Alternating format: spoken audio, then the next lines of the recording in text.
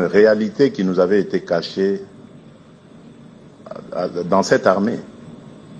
On ne va pas à la guerre avec une armée qui est totalement désorientée, décomposée, désorganisée.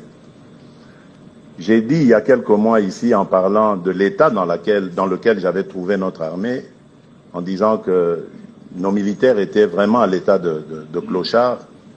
Il y a une certaine opinion qui s'en était offusquée, mais ce n'était pas faux.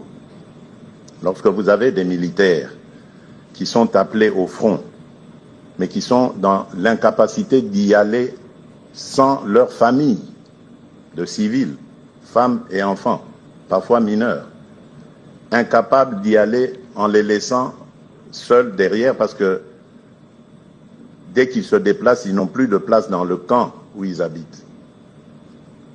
Lorsque vous avez une armée où les militaires n'ont même pas de tenue, n'ont même pas d'armes ou de munitions pour aller au front, comment vous appelez ça?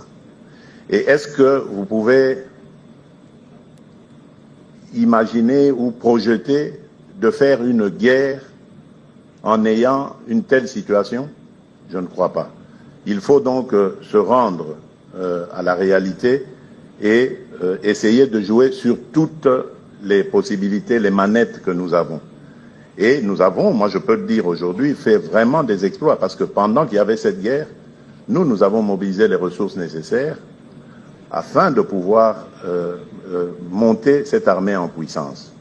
Aujourd'hui, je peux le dire, oui, l'armée est montée en puissance, mais il reste encore certes beaucoup de choses à faire, mais nous avons réussi aujourd'hui à remporter des batailles. Nous n'avons plus une armée de capitulars, une armée, parce qu'en plus, ce que j'oubliais de vous dire, quand je parlais qu'on m'a caché des choses, c'est le degré d'infiltration ennemie dans notre armée.